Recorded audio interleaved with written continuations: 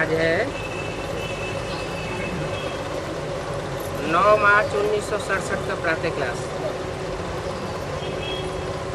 Record चला है तुम ही हो माता, पिता तुम ही हो।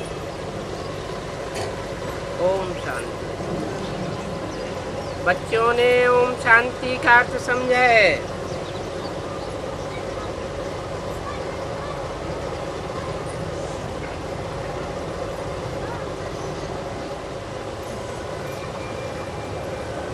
बाप ने समझाया है कि हम आत्मा हैं। इस सृष्टि ड्रामा के अंदर हमारा मुख्य पार्ट है। किनका मुख्य पार्ट है?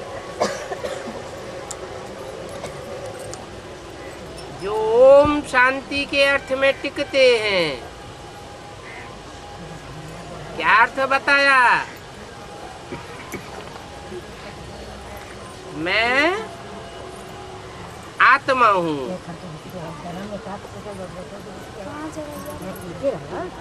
ओम माना ही आत्मा,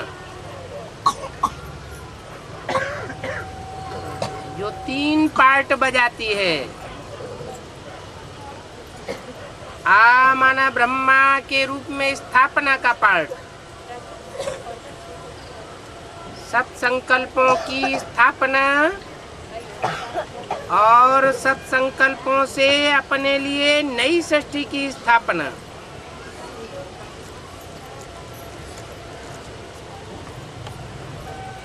माँ माने महेश,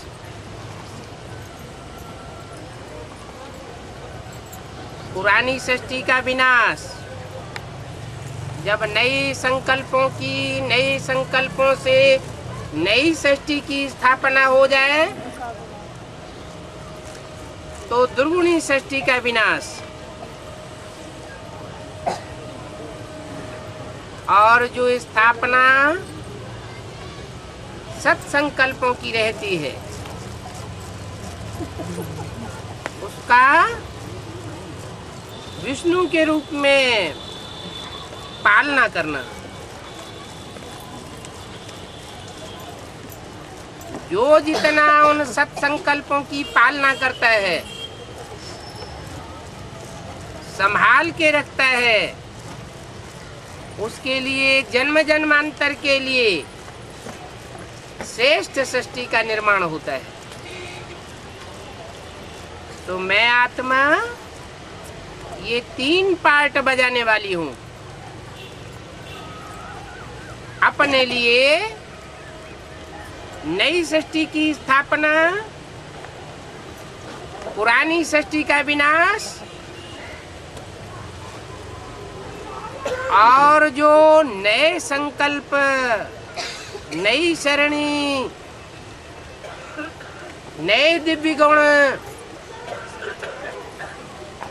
भरपूर ईश्वरीय शक्तियों की जो अपने अंदर स्थापना की है,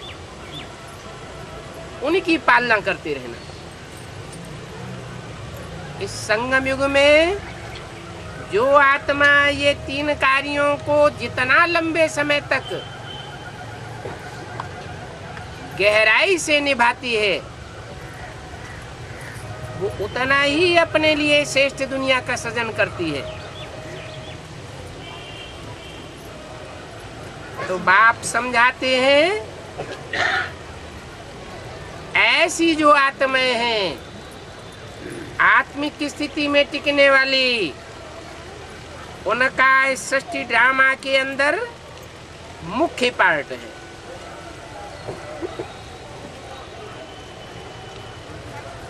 किसका पार्ट है?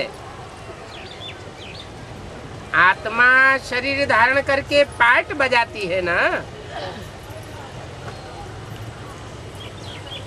तो बच्चे अभी आत्मा अभिमानी बन रहे हैं।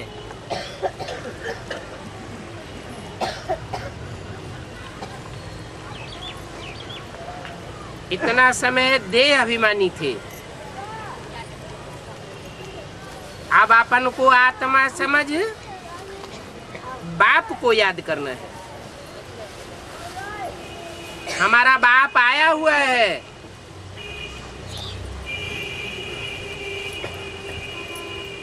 ड्रामा प्लान अनुसार आया हुआ है और बाप आते भी हैं रात्रि में। कैसी रात्रि होती है?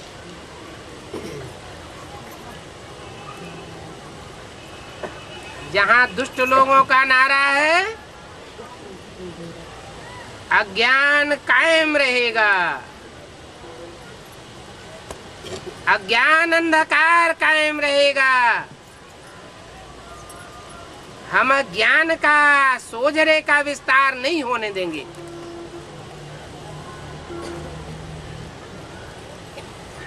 सोजरा आता है सूर्य से, बाकी अन्य जो ग्रह नक्षत्र हैं उन सब से अंधेरा आता है, अज्ञान आता है। ऐसे अज्ञान की भरपूर जब रात्रि हो जाती है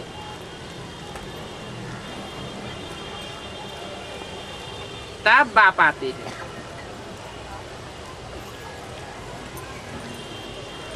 कब आते हैं? भरपूर रात्रि में आते हैं या दिन में आते हैं? रात्रि में आते हैं। लेकिन उनकी तिथि तारीख का कोई को पता नहीं है। वो भरपूर अज्ञान अंधकार की तिथि तारीख कब होती है ये कोई को मालूम नहीं। तिथि तारीख तो उनकी होती है जो लौकिक जन्म लेते हैं, लेकिन ये तो है पारलौकिक बाप।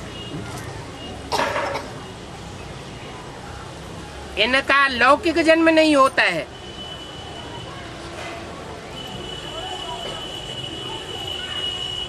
इनकी तो प्रत्यक्षता रूपी जन्म गाया हुआ है।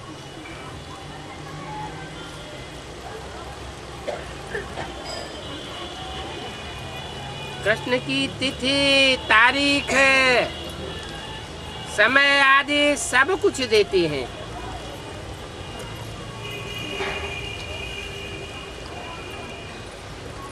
परंतु बाप की तिथि तारीख नहीं देते।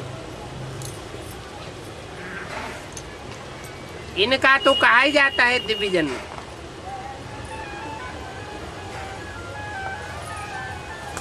बाप इनमें प्रवेश करके बताते हैं। किनमें प्रवेश करके बताते हैं? राम और कृष्ण में प्रवेश करके बताते हैं। ये बेहद का ड्रामा है। इसमें आधा कल्प है बेहद का दिन और आधा कल्प है बेहद की रात। बेहद की रात और बेहद का दिन माना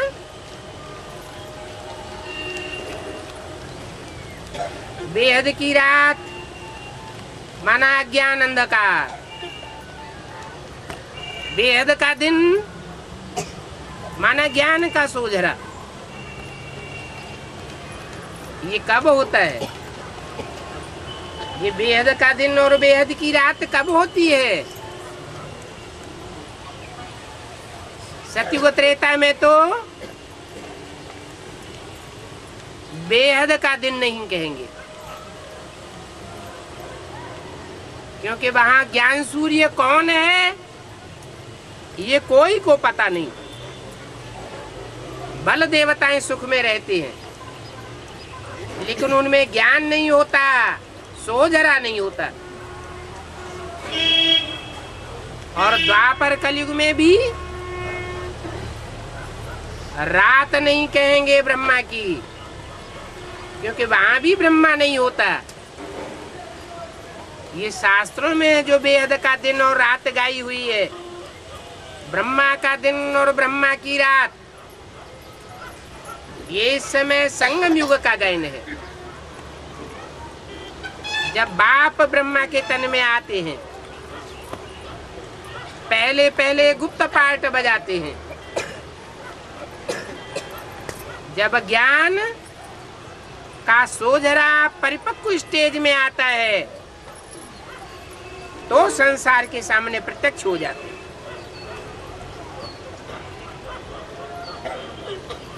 अभी रात अर्थात घोर अंधेरा है। 67 की वाणी है, और उसको अभी कितने साल हो गए? 38 वर्ष पूरे होने जा रहे हैं।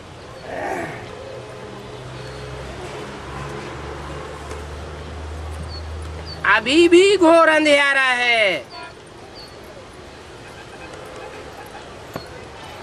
जो थोड़ी सी ऋषि मुनि आत्माएं हैं, ऋषि माने पवित्र आत्माएं,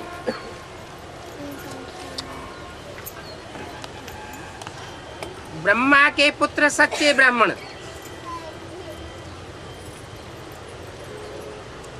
अथवा मनन चिंतन करने वाले मुनि, उनको थोड़ा सा आभास हो रहा है कि अब सूर्य उदय होने वाला है। बाकी तो सारी दुनिया अंधकार में पड़ी हुई है। घोर अंधेरा है। घोर अंधेरे में मैं आता हूं। मेरी कोई तिथि तारीख नहीं है। जब रावण राज्य का अंत होता है, उस समय घोर अंधेरा कहा जाता है।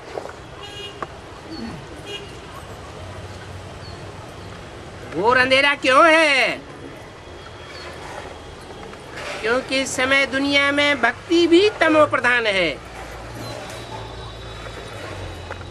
पहले पहले भक्ति होती है सात्विक, और कलयुग के अंत में होती है भक्ति तमो प्रधान व्यभिचारी। बाप खुद कहते हैं, मैंने इनमें प्रवेश किया है। इनमें माने किनमें?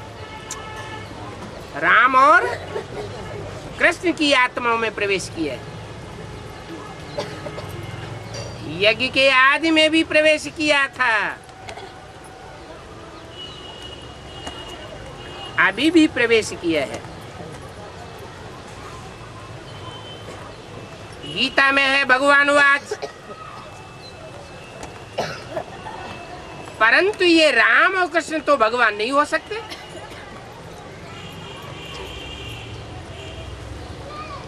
फिर भगवान किसको कहा जाए? ये राम और कृष्ण तो मनुष्य है। मनुष्य अर्थात मनु की औलाद। मनु माने मन रूपी ब्रह्मा।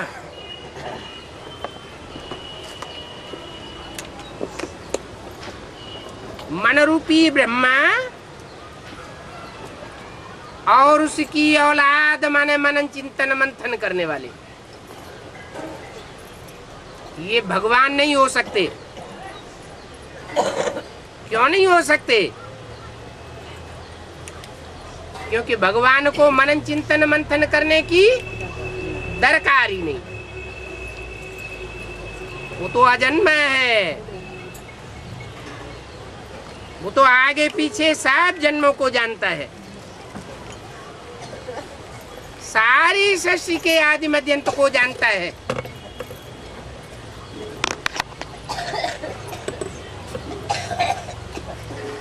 तो ये मनुष्य भगवान नहीं हो सकते। फिर ये रामकृष्ण जैसे मनुष्य क्या हो सकते हैं? दुनिया तो कहती है भगवान,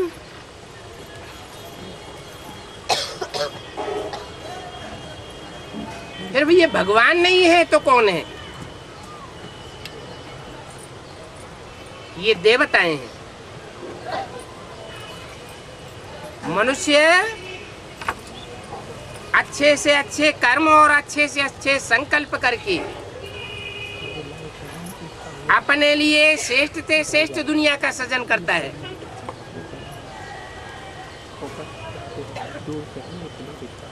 भगवान को तो दुनिया दोष दे देती है कि भगवान ही दुख देता है, भगवान ही सुख देता है, लेकिन नहीं, भगवान तो सिर्फ इस दुनिया में आकर के रास्ता बताता है। राम कृष्ण की आत्मा में प्रवेश करके उस रास्ते के अनुसार चल करके जो अपनी मानसा को, वाचा को और कर्मेंद्रियों को सेट करते हैं, एक्यूरेट श्रीमत पर चलाते हैं,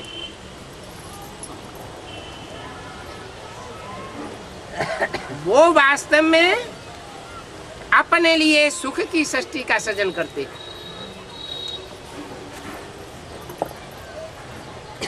और जो श्रीमत के अनुकूल नहीं चलाते हैं, अपनी मनसा, अपनी वाचा, अपनी कर्मेंद्रियों को, वो स्वतः ही अपने लिए दुख की सृष्टि का निर्माण करते हैं। फिर भी कोई भी मनुष्य आत्मा ऐसी पुरुषार्थी नहीं है जो सदा शिव हो सके। सदा शिव को ही भगवान कहा जाता है। हाँ, भगवान इस सृष्टि पर आते हैं तो आप समान बनाकर जाते हैं। जरूर कोई को आप समान बनाकर जाते हैं। तो जो बाप समान बनता है उसका नाम शिव के साथ जोड़ा जाता है। बाकी 33 करोड़ देवताओं में से कोई ऐसा देवता नहीं है जिसका नाम शिव के साथ जोड़ा जाता हो।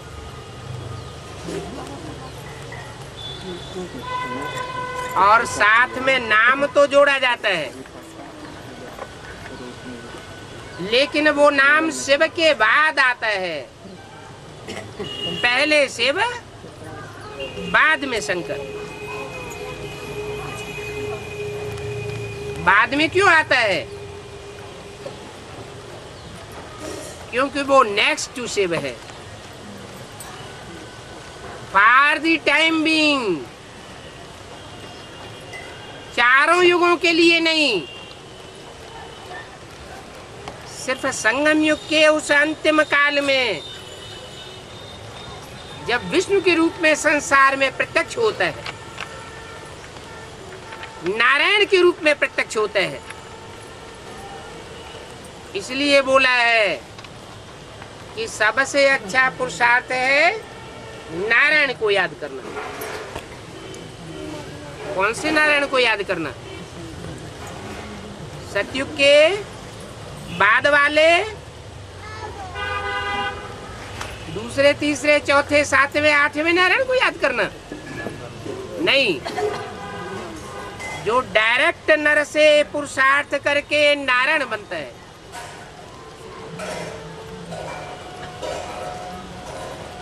प्रिंस बन करके पैदा नहीं होता।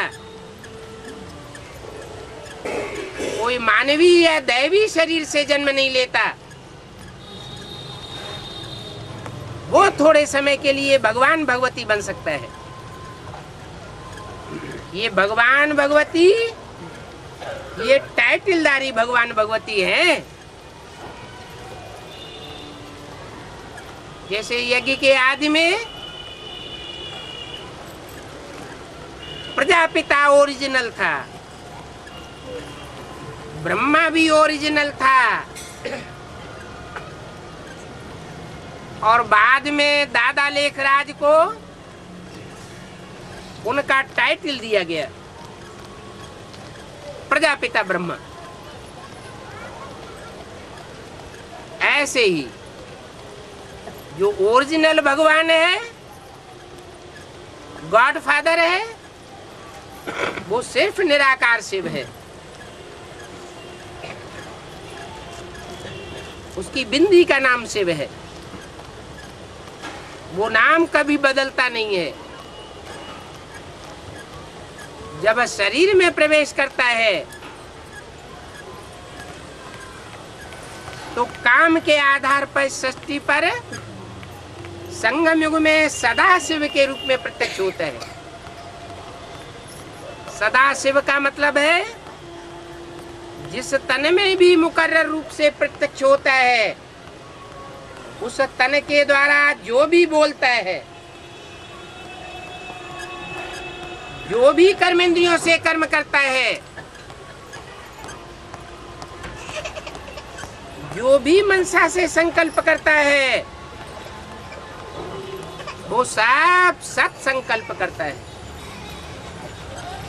कल्याणकारी संकल्प करता है, कल्याणकारी कर्म करता है, कल्याणकारी वाचा बोलता है। अकल्याण किसी हालत में हो नहीं सकता। भला अल्पकाल के लिए कल्याण दिखाई पड़े, लेकिन सदाकाल के लिए कल्याण समाया हुआ होता है। इसलिए उसका नाम शिव है। वो इस सृष्टि पर निराकारी स्टेज में प्रत्यक्ष होता है, क्योंकि वो भी धर्म पिता है। दुनिया में और भी जो धर्म पिताएं हुए, इब्राहिम, बुद्ध, क्राइस्ट, वो सब निराकारी स्टेज में प्रत्यक्ष होते हैं। गुरु नानक हो, महात्मा बुद्ध हो, क्राइस्ट हो, उनके चेहरों को ध्यान से देखिए। चेहरे को देखने से निराकारी स्टेज झलकती है, जैसे कि इस साकार दुनिया में है ही नहीं। बुद्धि से निराकारी दुनिया में रमे हुए पड़े हैं। वो तो सिर्फ धर्म पिताएं हैं, ग्रेट फादर्स कहे जाते हैं। और वो ग्रेट फादर्स भी जब आते हैं सात्विक स्टेज में, इस सृष्टि रूपी रंगमंच पर, तो शुरुआत में अपने को भगवान नहीं कहते। जब तामसी बनते हैं तो भगवान के रूप में प्रत्यक्ष होना चाहते हैं। वो धर्म पिताएं हैं, लेकिन उन पिताओं का भी पिता, उन बापों का भी बाप, वो है ग्रेट ग्रेट ग्रैंडफादर।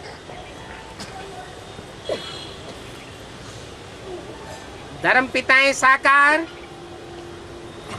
तो उन धर्म पिताओं का बाप ग्रेट ग्रेट ग्रैंडफादर भी साकार। लेकिन शिव उसमें प्रवेश होकर के निराकारी स्टेज में प्रत्यक्ष होता है।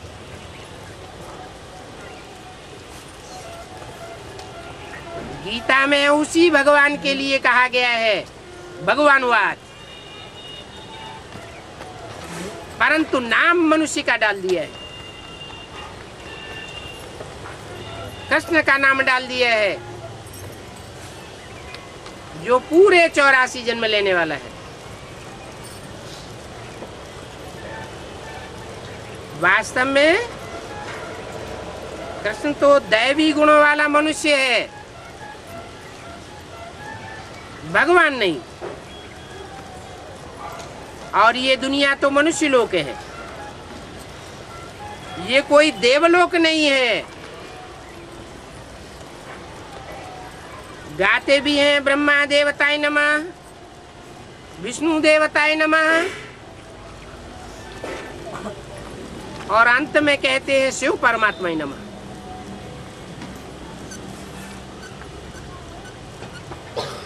ब्रह्मा विष्णु शंकर तो सूक्ष्म वतनवासी हैं। बच्चे जानते हैं कि जहां सूक्ष्म वतन की स्टेज है वहां हड्डी मांस की साकारी स्टेज नहीं होती, देवान ही नहीं होता, हड्डी मांस वाली देह की स्मृति ही नहीं रहती। मनन चिंतन मंथन की सूक्ष्म स्टेज होती है। या तो नई दुनिया की स्मृति रहती है जहां देवान नहीं होता, या तो ईश्वरीय सेवा में बुद्धि रमी रहती है, वो है सूक्ष्म स्टेज। जब सूक्ष्म स्टेज से मनुष्य नीचे उतरते हैं तो देह भान आता है, मनुष्य हड्डी मांस का पुतला बन जाता है, हड्डी मांस की तरफ आकर्षित होने लगता है।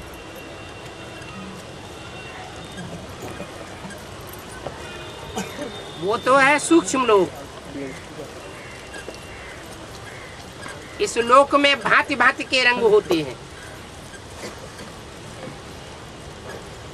सूक्ष्म स्टेज में कोई प्रकार की रंगीनी नहीं होती।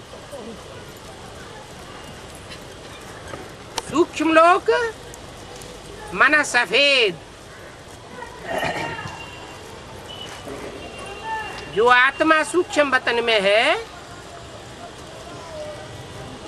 उसमें कोई रंगीनी नहीं।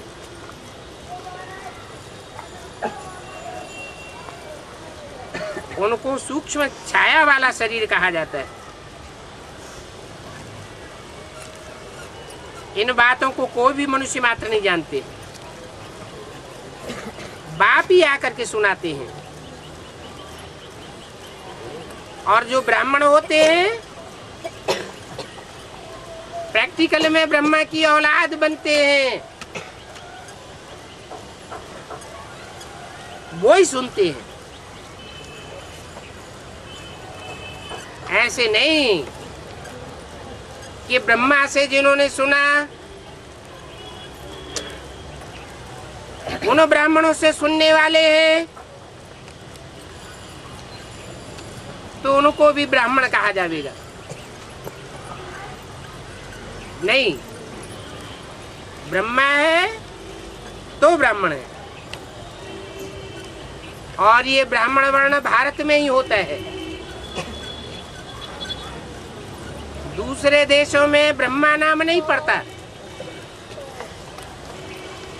शिव जिस तन में भी आता है उसका नाम ब्रह्मा रखना पड़े। जिसका नाम ब्रह्मा रखते हैं उसके मुख से जो ज्ञान सुनते हैं, धारण करते हैं, दूसरों को धारण कराते हैं, उन सेवाधारी ब्राह्मणों को ब्राह्मण कहा जाता है। वो ब्राह्मण वर्ण भी तब होता है जब परम पिता परमात्मा प्रजापिता ब्रह्मा द्वारा ब्राह्मण धर्म की स्थापना करते हैं। सिर्फ ब्रह्मा द्वारा नहीं, प्रजापिता ब्रह्मा द्वारा। अब उनको रचयिता भी नहीं कहेंगे। किनको? शिव को। शिव तो ज्योति बिंदु है, रचयिता तो साकार चाहिए, रचना भी साकार चाहिए। नई सृष्टि की जब रचना होती है तो पहला पत्ता कृष्ण के रूप में जन्म लेता है, साकार में जन्म लेता है। उस पहले पत्ते को जन्म देने वाला रचयिता चाहिए, वो भी साकार में है। शिव को रचयिता नहीं कहेंगे। रचयिता और रचना का कनेक्शन साकार रूप में है। आत्मा न रची जाती है और न आत्मा का बाप रचा जाता है। आत्माएं तो अजर अमर अविनाशी हैं, रची नहीं जाती। आत्माओं का बाप शिव ज्योति बिंदु वो भी रचा नहीं जाता। तो आत्मा और परमात्मा के बीच रचयिता और रचना का संबंध कायम नहीं किया जा सकता।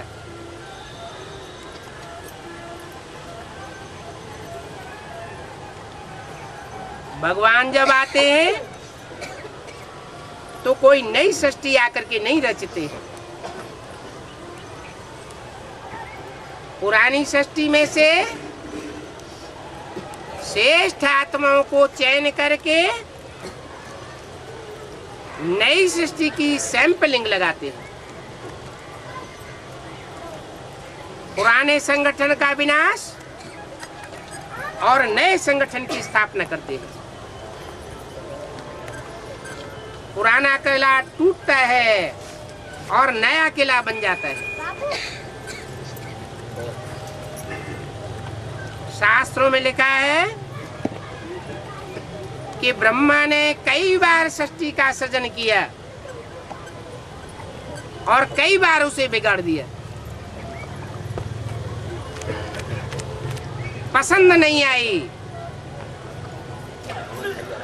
तो बिगाड़ दिया, नई सृष्टि का सृजन किया। वास्तव में ये शूटिंग की बात है।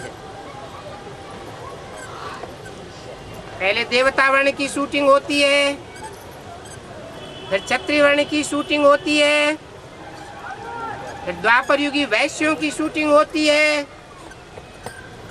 फिर कलयुगी शूद्रों की शूटिंग होती है।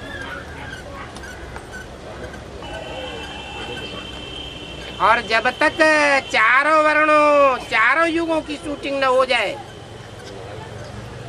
तब तक संपन्नता नहीं होती। अंततः जब ब्रह्मा संतुष्ट हो जाते हैं तब नई सृष्टि का सृजन होता है।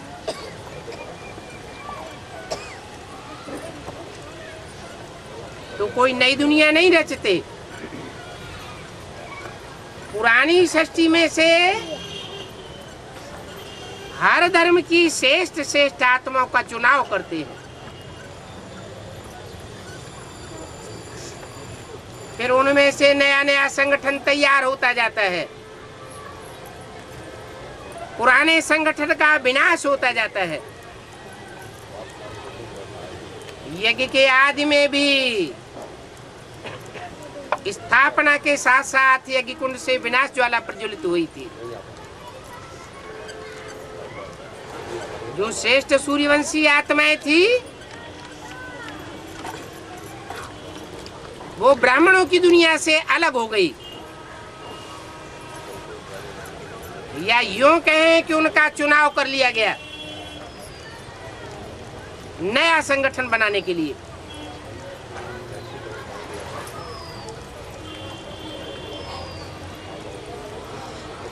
पुराने संगठन का विनाश हो जाता है। यज्ञ के आदि में ही 42 और 47 के बीच सैंपल के रूप में नए संगठन की स्थापना और पुराने संगठन का विनाश हुआ।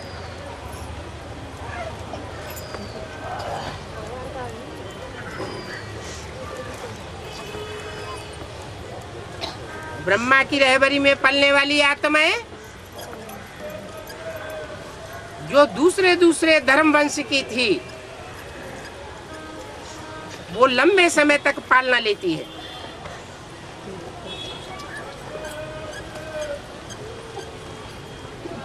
बाप की पालना नहीं ले पाती। लंबे समय तक बाप की पालना नहीं ले पाती तो उनमें कमजोरी रह जाती है।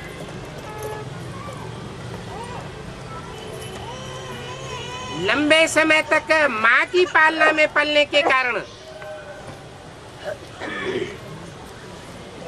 वो मनमानी पर उतर आती है। जैसे इस दुनिया में होता है,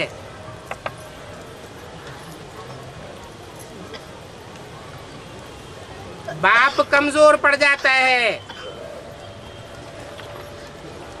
और माँ बच्चों का साथ देती है।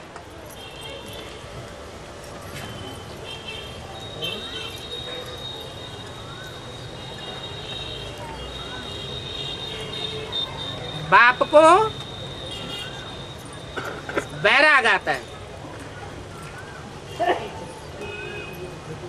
और वो परिवार को छोड़ देता है, बुद्धियोग हट जाता है, समझ लेता है ये हमारे काम के नहीं। यज्ञ के आदि में भी यही फाउंडेशन पड़ा था। अलफ को मिला अल्लाह, बे बादशाही, जिसका नाम ब्रह्मा टाइटल पड़ा उसको मिल गई। करो तुम अपनी राजाई। ये झूठी राजाई कब तक चलेगी? फाउंडेशन पड़ गया।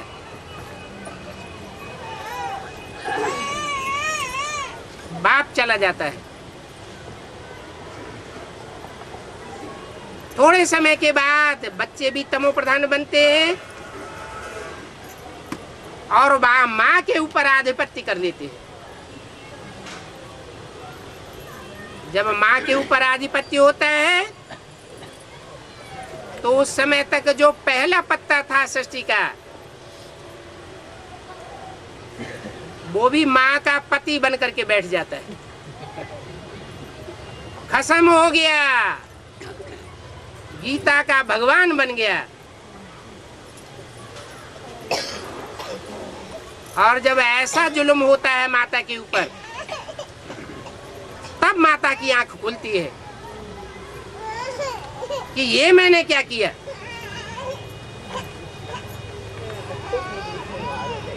बाप कहते हैं गीता माता का पति वो ही गीता माता के रोम रोम को सच्चाई से जानने वाला है। उसी का आधिपत्य होना चाहिए। ऐसा जब अनर्थ संसार में हो जाता है, जो दुनिया का श्रेष्ठ से श्रेष्ठ धर्म अल्लाह के द्वारा स्थापन किया अव्वल धर्म, अल्लाह अव्वल दीन कहा जाता है।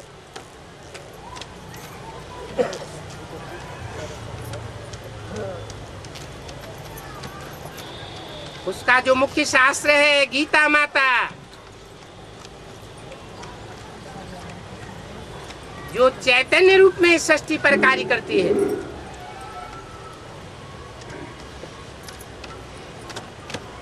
सब धर्मों की माता है। उसकी दुर्गति हो जाती है। माताओं में सबसे बड़ी माता है गीता माता,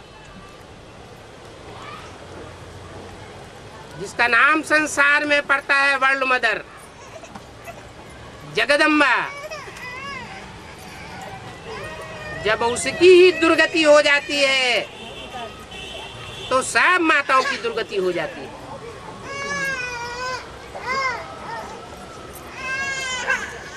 माताएं जो सतयुग त्रेता में शास्त्रों में गायन है, यत्र नार्यंस्तु पूज्यन्ते रमन्ते तत्र देवता।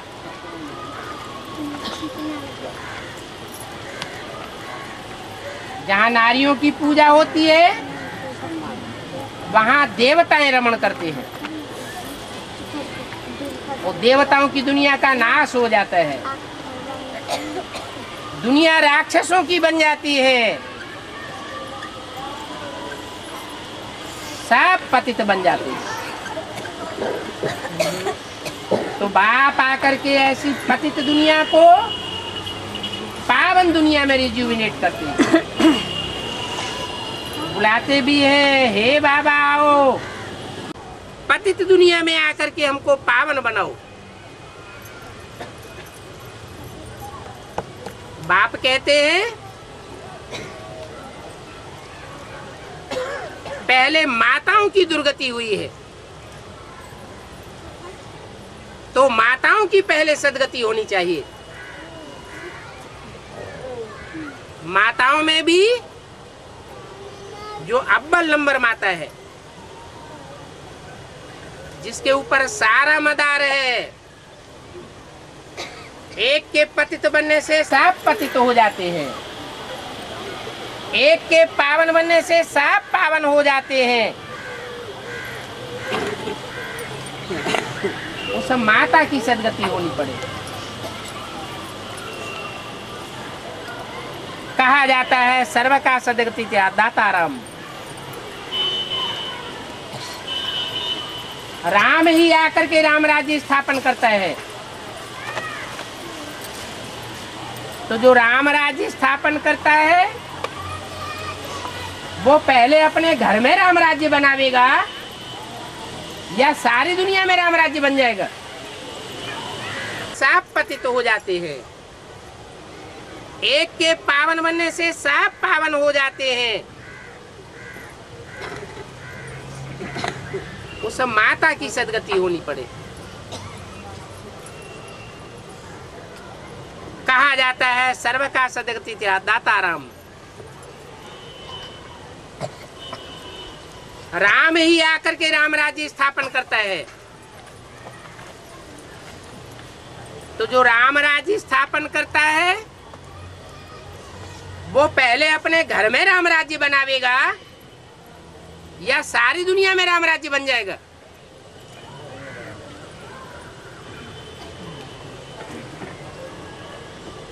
राम की सीता ही अगर रावण के पंजे में चली जाए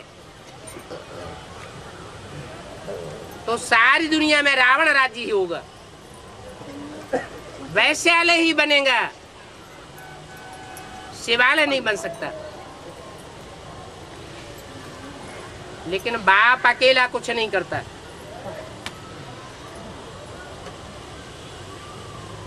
माँ की दुर्गति के लिए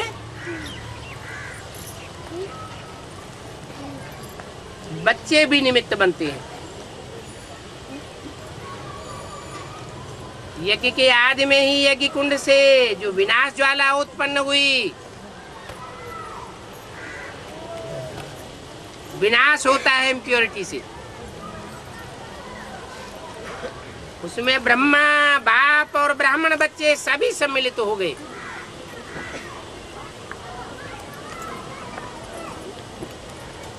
बाप कहते हैं अभी माताओं को पहले जगना पड़े। माताएं जब शिव शक्तियां बनती हैं तो सारी सृष्टि में सृजन नई सृष्टि का होने लगता है। अभी बाप तुमको पावन बनाए रहे हैं। अनेकों के संग के रंग से तुम पतित बन गए, अब एक के संग के रंग से तुम पावन बनते हो।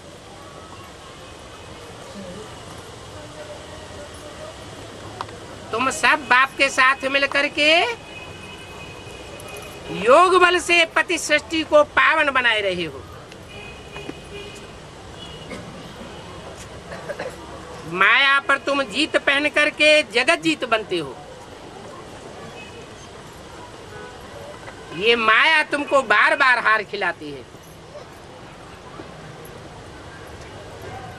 माया जो ठगनी का रूप धारण करके आती है उससे तुम ठगे जाते हो।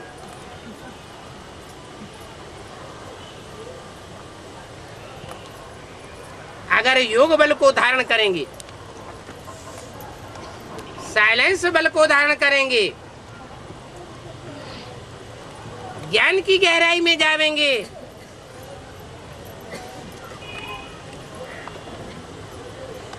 तो पवित्र जरूर बनेंगे। ऋषि मुनि आदि भी सब शांति चाहते हैं, परंतु वो शांति का अर्थ नहीं समझते। वो समझते हैं कि घर बार छोड़ करके जंगल में जाकर बैठ जावेंगे तो शांति मिल जाएगी। बाप कहते हैं तुम आत्मा ही शांत स्वरूप हो। शांति अपने ही गले का हार है। जब चाहो आत्मिक स्थिति में कहीं भी बैठ जाओ, जंगल में भागने की दरकार नहीं है। इस सृष्टि पर जब तक ये शरीर है तब तक कर्मेंद्रियों से पाठ जरूर बजाना है, लेकिन अभ्यास ऐसा डालना है कि कर्मेंद्रियों से कर्म करते हुए बुद्धि एक बात में लगी रहे। जो शांति का दाता है, शांति देवा कहा जाता है, तो इस सृष्टि पर रह करके पाठ जरूर बजाना है।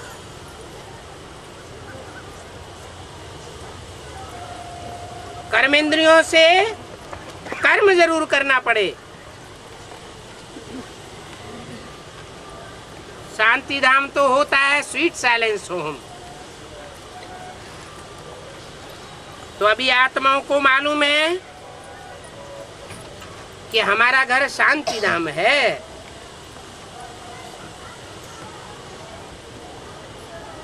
जब तक इस संसार में है, इस संसार में इन आंखों से सारी दुनिया को देखते हैं। जहां जहां तक इन आंखों का पहुंच होती है, वहां सारी दुनिया में माया फैली हुई है। 500-700 करोड़ की मनुष्यों की दुनिया सब मायावी प्रभाव से बंधी हुई है।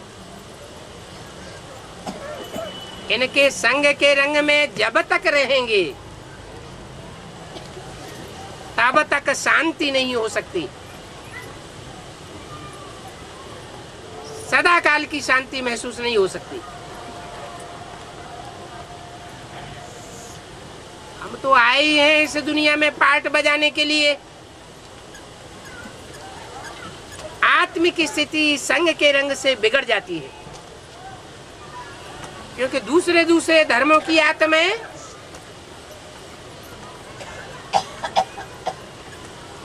जो विपरीत धर्म का आचरण करने वाली हैं, देवान को बढ़ाने वाली हैं, उनके संग का रंग हमको लगता रहता है। इसलिए हम लगातार शांति धाम का अनुभव नहीं कर सकते। तो बाप को बुलाते हैं, हे पतित पावन दुख हरता सुख करता शांति देवा आओ। आओ। बाप तो कहते हैं मैं आया हुआ हूं। आया तो हुआ है, लेकिन माया बार बार भुला देती है। अभी अभी निश्चय होता है कि बाप आया हुआ है। मायावी दृढ़ संकल्प हमारे ऊपर ऐसा आक्रमण करते हैं कि अनिश्चय बुद्धि बना देते हैं।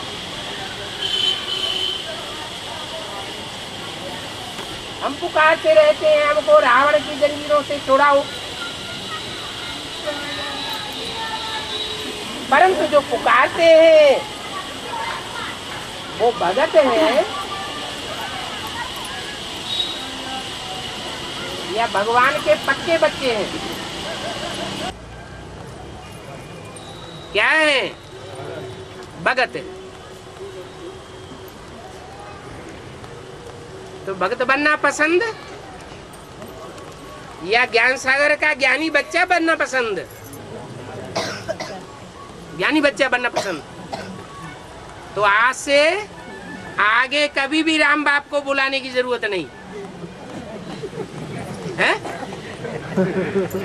नहीं बुलावेंगे ना? है?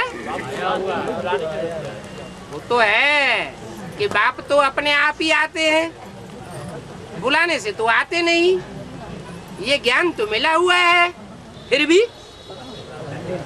बुलाते हैं। इसका मतलब है कि बुद्धि को निश्चय नहीं है कि बाप के रूप में पार्ट बजाय रहा है।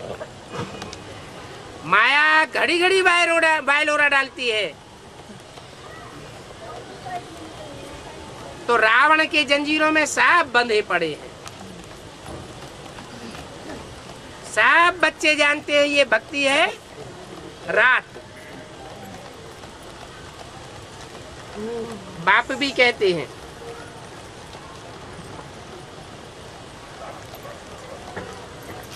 तुम बच्चे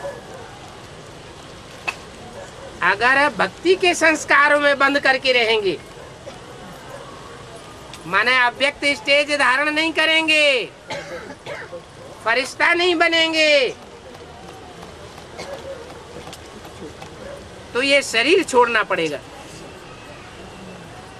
मना प्रकृति की मार से, धर्मराज की मार से जबरन ये शरीर छोड़ना पड़ेगा।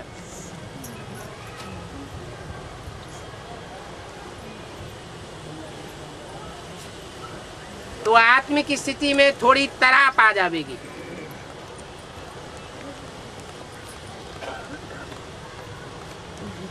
क्योंकि ज्ञान सागर के पक्के बच्चे नहीं बने। अभी सब के लिए कहेंगे भक्ति की रात।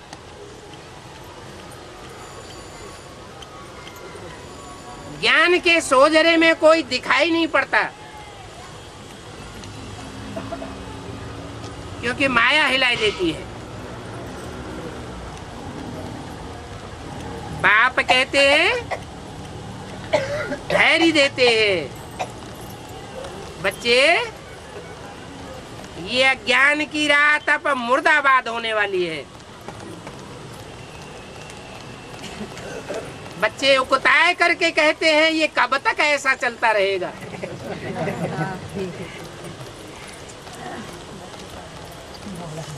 बाप गीत की याद दिलाते हैं, धीरज धर मनुआ धीरज धर। रात मुर्दाबाद होती है, फिर ज्ञान जिंदाबाद होता है।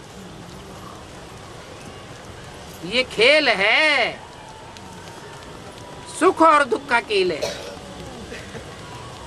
तुम जानते हो पहले पहले हम सुख में थे, स्वर्ग में थे,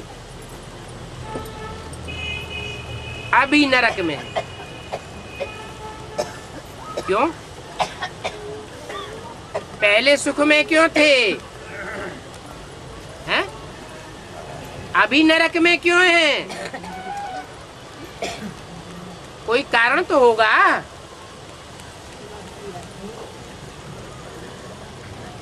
पहले स्वर्ग में इसलिए थे कि बाप ने जो रास्ता बताया था, स्व स्थिति में चले जाओ। तो जो नंबरवार स्व स्थिति में गए,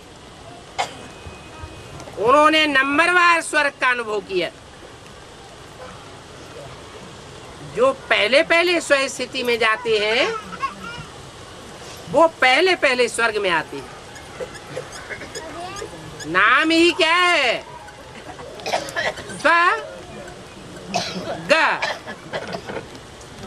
स्व स्थिति में जो जाता है, आत्म की स्थिति में जो जाता है, वो स्वर्ग का अनुभव करता है। कोई बच्चे ऐसे भी होंगे जो जीते जी इसी जन्म में स्वर्ग का अनुभव करेंगे। सारी दुनिया में विनाश बरपा हो रहा होगा, एटम बम फट रहे होंगे, भूकंप आ रहे होंगे, ज्वालामुखी फट रहे होंगे, लेकिन वो बच्चे आराम का अनुभव करेंगे, स्वर्ग का अनुभव करेंगे और सारी दुनिया हाय हाय की चीत्कारें मारेगी। ये अंत समय की बात है। जो गायन है अतीन्द्रिय सुख पूछना हो तो गोप गोपियों से पूछो। तो पहले पहले हम ऐसी आत्मिक स्थिति, ऐसी स्वस्थिति की स्टेज में थे, फिर उतरते उतरते नीचे नरक में आकर के गिरे। क्यों गिरे? है? स्वर्ग से नीचे नरक में क्यों गिर गए? क्योंकि भांति भांति के जो नर हैं, मनुष्य है, मनुष्य गुरु है, उन नर स्वरूप मनुष्यों ने आकर के जो रास्ता बताया, उनके रास्ते को पकड़ लिया, स्वस्थिति का रास्ता छोड़ दिया, दूसरों के बहकावे में आ गए। और वो बहकावे में आने की शुरुआत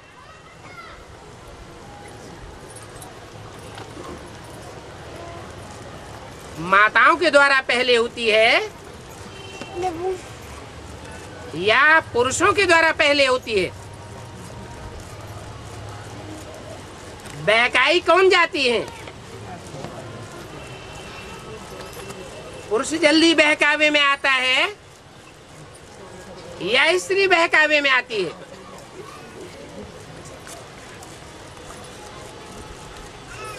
मुसलमानों और क्रिश्चियंस के शास्त्रों में लिखा हुआ है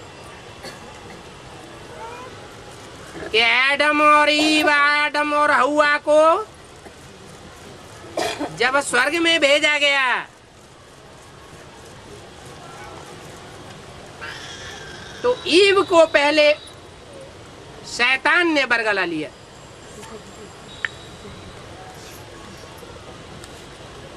और जो खुदा ने मना किया था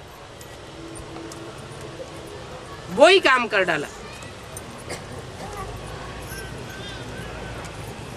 शास्त्रों में जो भी बातें लिखी हुई हैं वो कहाँ की यादगार लिखी हुई है? संगम युग की यादगार लिखी हुई है। संगम युग में हर बात का फाउंडेशन पड़ता है। यज्ञ के आदि में भी दादा लेखराज ब्रह्मा वो तो टाइटलधारी हुआ, लेकिन ओरिजिनल माताएं भी थी, जिन माताओं के डायरेक्शन पर मम्मा बाबा भी चलते थे, माने ओम राधे और दादा लेखराज भी चलते थे। वो माताएं भी माया रावण के चंबे में आ गई, माना उन विदेशियों की चक्करी में आ गई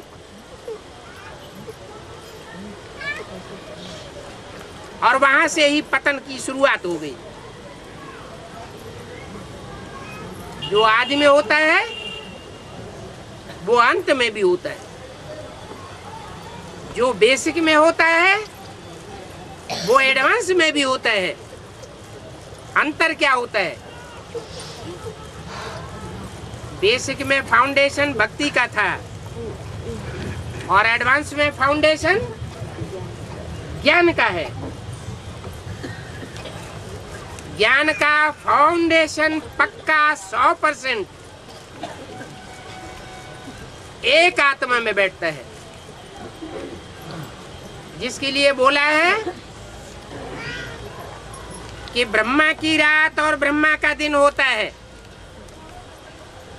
ब्रह्मा रात के अंधेरे में आता है और ब्रह्मा की रात तो फिर बदल करके ब्रह्मा का दिन भी होता है। परंतु ब्रह्मा की रात को ब्रह्मा का दिन बनाने वाला निमित्त कौन? कोई तो निमित्त बनता होगा। वो निमित्त साकार में गाया जाता है।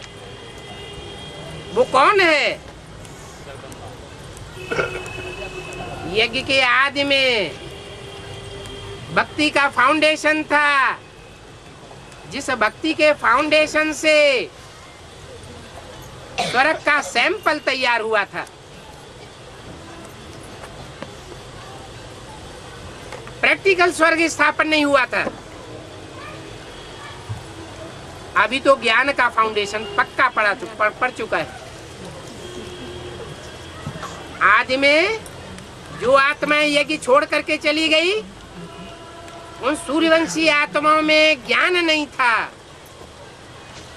इसलिए छोड़ करके चले गए।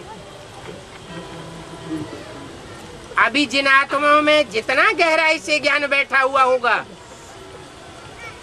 वो उतने लंबे समय तक यज्ञ में बरकरार बन करके रहेंगी। आहुति के हाथ को खींच करके भागेंगी नहीं।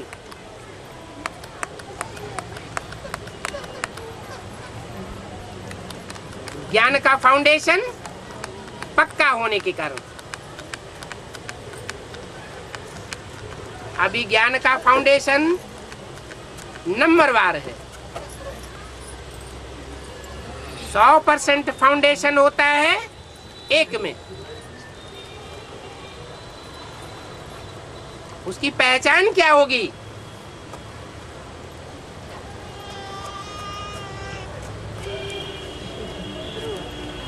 सौ % पहचान वाले कौन से बच्चे होंगे? जो पहचानेंगे कि ये राम बाप है। माया कितना भी वो बायलोरा खिलावे, वो किसी की बातों में आने वाले नहीं। ऐसे सूर्यवंशी बच्चे वो भी नंबरवार है। बाप तो कहते हैं मेरे साथ रहने वाले बच्चे भी मेरे को नहीं पहचान पाते।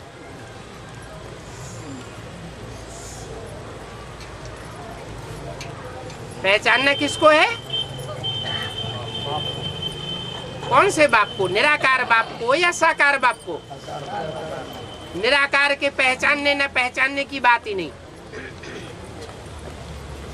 वो तो बिंदु बिंदु आत्माओं का बाप है। वो आत्माएं बिंदु बिंदु सब एक जैसी,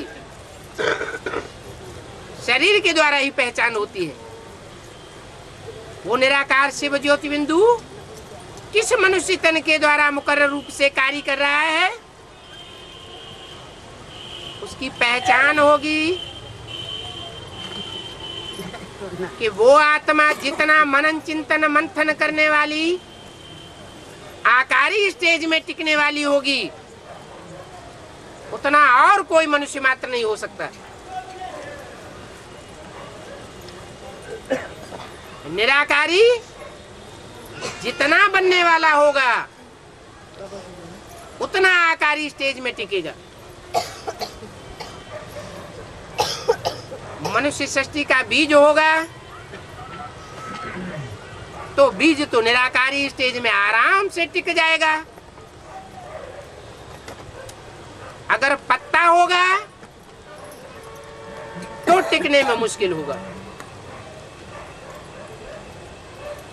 जड़ रूप होगा, आधार मूर्त होगा तो भी बीज रूप स्टेज में टिकना मुश्किल है। कुछ आत्माएं आधार मूर्त हैं,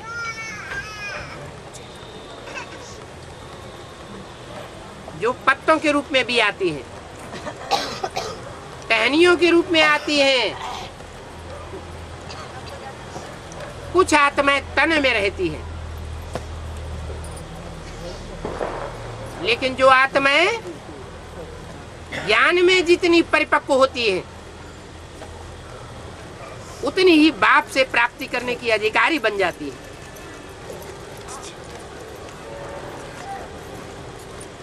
बाप का अधिकार है मुक्ति और जीवन मुक्ति। मुक्ति माने दुख दर्दों से मुक्ति। ये शरीर होते हुए भी दुख दर्द से मुक्ति।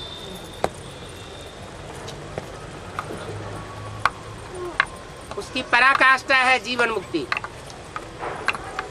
जीवन भी रहे और दुखों से मुक्त हो भी रहे और सुख का अनुभव करता रहे। ऐसे सुख का अनुभव करने वाली आत्माएं शूटिंग पीरियड में वो भी नीचे उतरती है। इसलिए घबराने की बात नहीं है कि हमारी अवस्था तो बहुत नीचे गिरती जा रही है। बाप कहते हैं ये 5000 वर्ष के ड्रामा की उतरती और चढ़ती कला की शूटिंग हो रही है। तीसरी मूर्ति के प्रत्यक्ष होने तक ये शूटिंग का काम चलता रहेगा। जैसे दूसरी मूर्ति जिनको जिनको प्रत्यक्ष होती जाती है तो वो सात्विक स्टेज में आ जाती है, समर्पित होने की स्टेज में आ जाते हैं। भले बीके की आत्माएं हैं, अभी भी आ रही हैं, तो भी सात्विक स्टेज में आती है। अभी सामूहिक रूप से तामसी अवस्था की शूटिंग चल रही है, उसका भी अंतिम चरण चल रहा है। शूटिंग में भी शूटिंग का पीरियड, अंतराल पीरियड चल रहा है, तो भी जो आत्माएं एडवांस में नई नई आती हैं वो कितनी सात्विक स्टेज का अनुभव करती है। लास्ट सो फास्ट चली जा सकती है। इसलिए बाप कहते हैं कि ये तीसरी मूर्ति भी नंबरवार बच्चों को प्रत्यक्ष होगी। जो भी एडवांस के रुद्रमाला के मणके हैं, जो मणके विकारों पर विजय का अनुभव करते जावेंगे वो विजय माला में ऐड होते जावेंगे। और ब्रह्मा सो विष्णु जैसे 1 सेकंड में बनता है, वैसे ही वो नंबरवार ब्राह्मण भी 1 सेकंड में तमो प्रधान से अति सतो प्रधानता की स्टेज का अनुभव करने लग पड़ेंगे। इसलिए बहुत घबराने की बात नहीं है, ज्ञान की गहराई में जाने की बात है।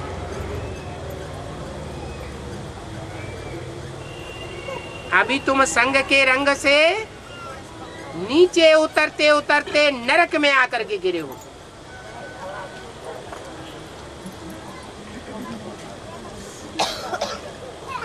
धर्म गुरुओं के रूप में मनुष्य गुरुओं ने जो कुछ कहा है, जो कुछ किया है, जो कुछ सोचा है, उसको फॉलो किया तो नरक में आकर के गिर पड़े। अभी बाप कहते हैं मैं तुमको जो सुनाता हूँ वो सुनो, उन्हीं बातों पर मनन चिंतन मंथन करो और मैं जो डायरेक्शन देता हूँ वो ही कर्म करो, तो तुम स्वर्ग का अनुभव करेंगे।